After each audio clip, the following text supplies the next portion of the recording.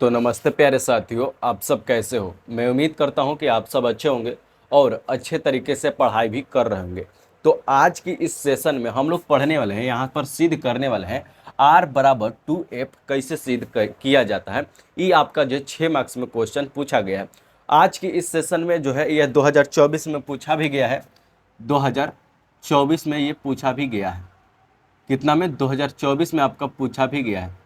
तो आपको जो है इस वीडियो से आपको इस वाले जो सूत्र है, इस वाले सूत्र को प्रूव्ड करना, क्या करना है, प्रूव्ड करना है। तो कैसे प्रूव्ड करेंगे, चलिए तो इस वाले वीडियो से आप लोग पूरा बढ़िया तरीका से, बहुत और सिंपल तरीका से आप लोग सीख सकते हैं। ठीक है, तो देखिए सबसे पहले करेंगे क्या हम लोग, सबसे पहले करेंगे क्या, यहाँ पर दर्पण बनाएंगे। क्या बनाएंगे? दर्पण। और कौन दर्पण बोल रहा है यहाँ पर? तो अवतल दर्पण बोल रहा है। क्या बोल रहा है? अवतल दर्पण में यहाँ पर सिद्ध करे कि r बराबर 2f। तो अवतल दर्पण कैसे बनाते हैं? यहाँ पर इस प्रकार से अवतल दर्पण बनाते हैं। इसका सतह जो है पेंट कर दे रहे हैं ना, इसका सतह हमने पेंट कर दिया। देखिए इस प्रकार से क्या अवतल दर्पण बनाया जाता है। जिस प्रकार से आपका नाम है चिंटू, मिंटू, सिंटू, उसी प्रकार से इसका भी नाम दे देते हैं, एम डैश और एम। आप कुछ भी नाम दे सकते हैं, ए बी सी, जो चीज देना चाहते हैं तो चीज दे सकते हैं। अब देखिएगा दर्पण के बीच में एक प्रधान अक्ष होता है। क्या होता है? प्रधान अक्ष होता है। और जहां पर टकराता है उसको कहते हैं पी।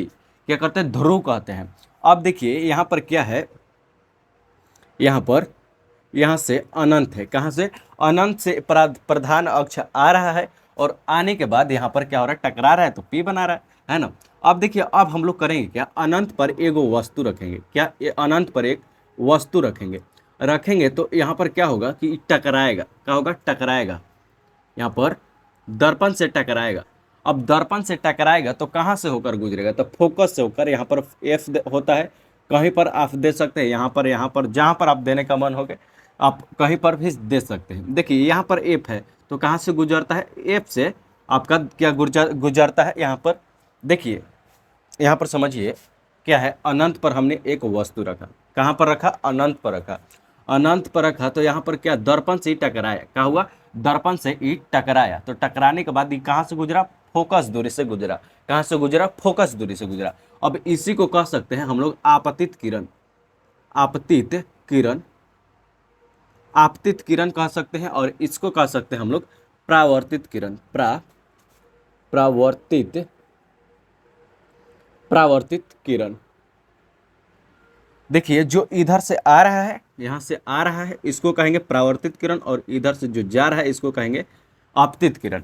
तो देखिए आप आपतित किरण और परावर्तित किरण के बीच में एगो अभिलंब होता है। क्या होता है? अभिलंब होता है। तो अभिलंब को हम लोग खींच देते हैं, जो वक्रता केंद्र से खींचेंगे। यहाँ पर इस प्रकार से अभिलंब होता है। क्या होता है? इस प्रकार से आपका अभिलंब होता है। तो हम लोग अब क्या देख रहे हैं, हम लोग देख रहे हैं यहाँ पर आपको एक कुछ मुख्य बात जानना होगा। यहाँ पर देखिए जेड का आकार का इस प्रकार से रहेगा। जब ई कोण और ई कोण बराबर रहेगा, जब ई कोण 60 डिग्री रहेगा तो हाइयो कोण 60 डिग्री रहेगा। समझ में आ रहा है कि नहीं? देखिए जब ई कोण 60 डिग्री तो हाइयो कोण कितना हो जाएगा? यह भी 60 डिग्री हो जाएगा। तो इसको क्या कहते हैं? इसको हम लोग कहते हैं एकांतर कोण। किसको कहते हैं? क्या कहते हैं? एकांतर कोण कहते हैं। क्या कहते हैं? एकांतर कोण कहते हैं। तो ई का हो गया आपका एकांतर कोण। यहाँ पर हम लोग देख रहे हैं, अब क्या, अब देख रहे हैं यहाँ पर कि यहाँ पर देखिए आपतन कोण क्या है? आपतित किरण, यह किरण है आपतित किरण। आपतित किरण और अभिलंब के बीच में एक कोण बन रहा है तो उसको क्या कहेंगे? आपतन कोण कहते हैं। क्या कहते हैं? आपतन कोण, जिसको हम लोग 1 से डिनोट करते हैं, कोण 1 से डिनोट करते हैं। अब देखिए अब क्या है, आपतित किरण, सॉरी परावर्तित किरण। क्या है? परावर्तित किरण। जो इधर से किरण आ रहा है उसको कहेंगे परावर्तित किरण। और ये जो आपका अभिलंब है इसके बीच में जो है कोण बन रहा है, इसको क्या कहते हैं? तो इसको कहते हैं परावर्तित किरण, सॉरी परावर्तन कोण कहते हैं। क्या कहते हैं? परावर्तन कोण कहते हैं। तो इसको हम लोग क्या से डिनोट करेंगे? कोण 2 से। क्या? कोण 2 से डिनोट करेंगे। अब देखिए अब हम लोग देख क्या रहे हैं कि आपको एक जेड का आकार का दिखाई दे रहा होगा। देखिएगा इस प्रकार से आपको एक जेड का आकार का दिखाई दे रहा होगा। तो जेड को जब निकालेंगे यहाँ पर तो इसको माने हैं क्या? कोण 1। जब कोण 1 इसको माने हैं तो ये भी क्या हो जाएगा? एकांतर कोण से क्या हो जाएगा? ये भी 1 हो जाएगा, 1 हो जाएगा। तो एकांतर कोण से, किसके से? एकांतर कोण से। तो यहाँ पर क्या हो जाएगा? एकांतर कोण से ये भी कोण 1 हो जाएगा। क्या हो जाएगा, कोण 1 हो जाएगा। बोलिए इतना तक आपको समझ में आया कि नहीं आया।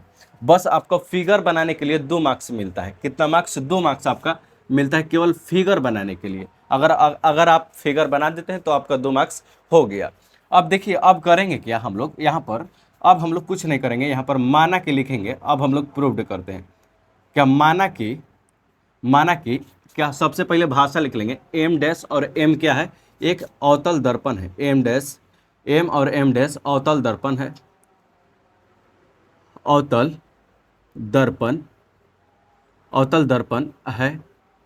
क्या है, अवतल दर्पण है जो प्रधान अक्ष के समानांतर आपतित किरण क्या है, ए बी आपतित किरण जा रही है। देखिए प्रधान अक्ष के समानांतर आप लोग लिख लीजिएगा, प्रधान अक्ष के समानांतर, समानांतर क्या है, प्रधान अक्ष के समानांतर A B Kiran, A B आपतित किरण, आपतित किरण, आपतित किरण जा रही है। क्या हो रहा है, आपतित किरण जा रही है, जा रही है। क्या हो रहा है, यहाँ पर आपतित किरण जा रहा है। कहाँ से, ए से, क्या है, प्रधान अक्ष के समानांतर। प्रधान अक्ष कौन है, ये वाला प्रधान अक्ष है। और इसके समानांतर जो किरण है ये कहाँ जा रहा है, यहाँ से फोकस से टकरा जा रहा है। मतलब कि यहाँ से दर्पण से टकरा कर फोकस से होकर गुजर जा रहा है। तो यहाँ पर लिखेंगे आपतित किरण से जा रहा है, जो कि परावर्तन के बाद, परावर्तन हो रहा है, यहाँ पर दर्पण से टकरा रहा है। तो क्या हो रहा है, परावर्तन परावर्तन के बाद, बाद क्या हो रहा है, यहाँ पर फोकस से होकर गुजर रहा है। फोकस से गुजर, फोकस से गुजर रहा है। कहाँ से गुजर रहा है, फोकस से गुजर रहा है, फोकस से गुजर रहा है। अब देखिए अब हम लोग क्या लिखेंगे, अब हम लोग लिखेंगे सीधे प्रमाण। प्रमाण मतलब प्रूव्ड करना, यानी प्रूव्ड करना। अब लिखेंगे सीधे हम लोग प्रमाण। अब देखिए अब हम लोगों को करना क्या है यहाँ पर, अब हम लोगों को करना है सिद्ध। अब हम लोग देखेंगे यहाँ पर आपतित किरण और परावर्तित किरण। तो हम लोग देख क्या रहे हैं कि आपतित किरण और अभिलंब के बीच में एक कोण बन रहा है जिसको कहते हैं आपतन कोण। क्या कहते हैं, आपतन कोण कहते हैं। तो आपतन कोण और परावर्तन कोण क्या है, आपस में बराबर है। क्या है, तो आपस में बराबर है। तो यहाँ पर हम लोग लिखेंगे कोण। देखिए आप लोग यहाँ पर मान लीजिएगा, यहाँ पर लिख दीजिएगा ए बी, आप लोग नाम दे दीजिएगा ए बी, हो गया बस, यहाँ पर हो गया। देखिए अब क्या लिखिएगा, ए बी सी। क्या है, ए बी सी एक कोण बन रहा है। कैसन बन रहा है कोण, इस प्रकार से कोण 1 है, ए बी सी। तो इस प्रकार से आप कोण भी लिख सकते हैं, ए बी सी भी लिख सकते हैं। और हम यहाँ पर नाम दिए हैं कोण 1, तो कोण 1 भी लिख सकते हैं। आप लोग दोनों में से कोई लिख सकते हैं। तो हम लोग लिखेंगे कोण 1 और कोण 2 क्या है, परावर्तन के नियम से, क्या है, परावर्तन के नियम से क्या हो रहा है, परावर्तन के नियम से वो बराबर है ना। अब देखिए यहाँ पर अब हम लोग क्या देख रहे हैं, अब जेड के आकार का देख रहे हैं। ये वाला जो है जेड के आकार का हम लोग देख रहे हैं। तो जेड के आकार का है, तो क्या है, कोण 1 और कोण 3 हो जाता। यहाँ पर इसको 3 मान लेते हैं, 3 इसको मान लेते हैं। कोण 1 और कोण 3 क्या है, बराबर है। कोण 1 भी मान सकते हैं आप लोग, कोई दिक्कत ना है, कोण 1 भी मान सकते हैं। तो यहाँ पर लिखेंगे कोण 1 और कोण 3 किससे बराबर है, तो यह एकांतर कोण से बराबर है। किससे, तो एकांतर कोण से बराबर है। आप लोग कोण 1 भी ले सकते हैं, यहाँ पर कोई डाउट नहीं है। हम केवल कोण 3 ले लिए थोड़ा सा समझने के लिए। अब देखिए अब हम लोग इसको समीकरण 1 मान लेते हैं, समीकरण 2 मान लेते हैं। तो अब समीकरण 1 और 2 से लिखिएगा, समझ में आ रहा है कि नहीं आ रहा है, समीकरण 1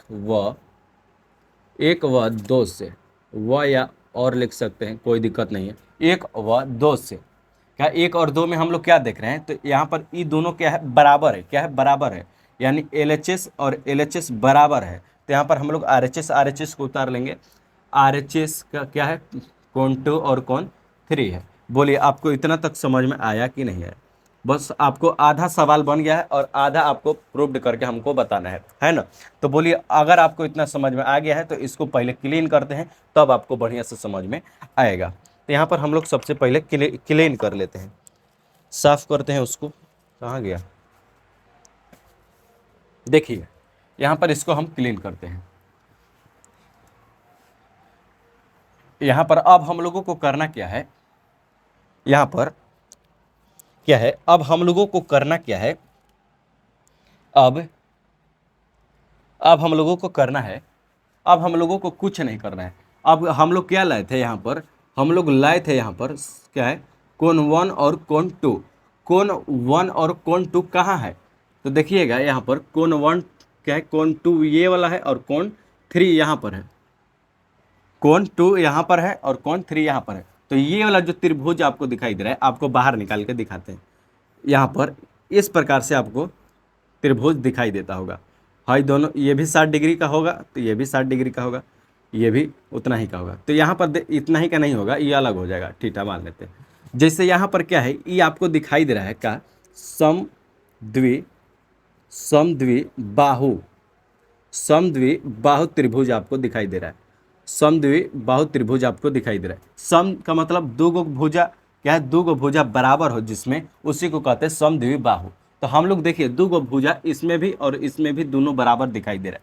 क्या दिखाई दे रहा है? बराबर है। तो हम लोग यहाँ पर लिखेंगे अब समद्विबाहु। अगर आपको त्रिभुज दिखाई दे तो हम लोग लिखेंगे अब, देखिए समद्विबाहु में होता क्या है कि ये जो है CF जो है किसके बराबर है, तो BF के बराबर है। किसके बराबर है? ये वाला जो आपको दिखाई दे, ये वाला B और ये F किसके बराबर है? ये CF के बराबर है। अगर आपको यहाँ से जैसे ये वाला है इस प्रकार से है, ठीक है, जब इसको नीचे जब झुकाएंगे धीरे धीरे तो कहाँ जाएगा, तो यहाँ पर CF के पास जाएगा। ये क्या था? CF था और ये क्या था? BF था। तो इस प्रकार से है। किस प्रकार से? इस प्रकार से है। जब ये धीरे धीरे नीचे जाएगा तो कहाँ पर जाएगा? सीधे CF के पास सटेगा। तो यहाँ पर इसके पास सटेगा जब, क्या लिख सकते हैं हम लोग, CF बराबर BF, यानी ये दोनों क्या है, ये दोनों बराबर है। तो इसको समीकरण आप 1 मान लीजिएगा। अब इसका काम हो गया। अब ये वाला त्रिभुज में आइए, यहाँ पर हम लोग लिख लेते हैं कौन कौन सा त्रिभुज का काम किए, BCF के। तो यहाँ पर लिखेंगे चूंकि त्रिभुज BCF में ये वाला काम किए। अब हम लोग काम करेंगे कौन सा में, अब हम लोग काम करेंगे यहाँ पर त्रिभुज कौन सा में, BPF में। तो यहाँ पर लिखेंगे त्रिभुज BPF में, BPF में आपको उसी प्रकार से एहो में दिखाई दे रहा है। ये आपको थोड़ा सा टेढ़ा दिखाई दे रहा है, ये टेढ़ा नहीं है बल्कि सोझा है। इसका जो द्वारक है, द्वारक इस सबसे छोटा है। यहाँ पर क्या है, सबसे छोटा है, इसलिए आपको जूम करके दिखाया गया है। जो कि यहाँ पर जो ये भी जो है एकदम सोझा है। कैसे सोझा है? और जब सोझा है तो नीचे आएगा ये वाला, तो कहाँ सटेगा? नीचे सटेगा। तो नीचे सटेगा तो नीचे क्या है, यहाँ पर PF है, यानी ये जो है ये वाला जो है इसके बराबर है। किसके बराबर? दोनों हाथ किसके बराबर है? अपने आप में बराबर है। तो यहाँ पर लिखेंगे PF है और BF क्या है, इस बराबर है। क्या है? PF यहाँ पर लिख सकते हैं। PF कौन वाला? फोकस दूरी, ये वाला PF और BF ये वाला दोनों बराबर है। जब नीचे ये वाला, जब ये वाला जो नीचे गिरेगा, इस पर गिरेगा, तो दोनों क्या होगा, सट जाएगा, अपने में बराबर हो जाएगा। तो यहाँ पर लिख सकते हैं PF। समीकरण 2 इसको मान लीजिए। क्या मानिए? समीकरण 2। अब लिख सकते हैं समीकरण 1 और 2 से। समीकरण 1 और 2 से, समीकरण 1 और 2 में क्या बोल रहा है यहाँ पर देखिए। अरे भाई क्या लिख दिए, BF और PF ना होगा, तो यहाँ पर लिख सकते हैं BF और PF अपने आप में बराबर है। तो देखिए BF BF यहाँ पर बराबर है। क्या है? BF और BF बराबर है, तो इसको कट क्रॉस कर देंगे। यहाँ पर देख रहे हैं हम लोग CF बराबर में PF, तो यहाँ पर लिखेंगे CF बराबर में PF। क्या हम लोग देख रहे हैं? CF और PF बराबर है। तो हम लोग देखेंगे आखिर CF है क्या और PF है क्या। तो हम लोग देख रहे हैं CF कौन सा है, ये वाला CF है, और PF कौन सा है, ये वाला PF है। तो हम लोग देख रहे हैं, अगर हमको मान लेते हैं कि हमको PC निकालना होगा। PC कौन?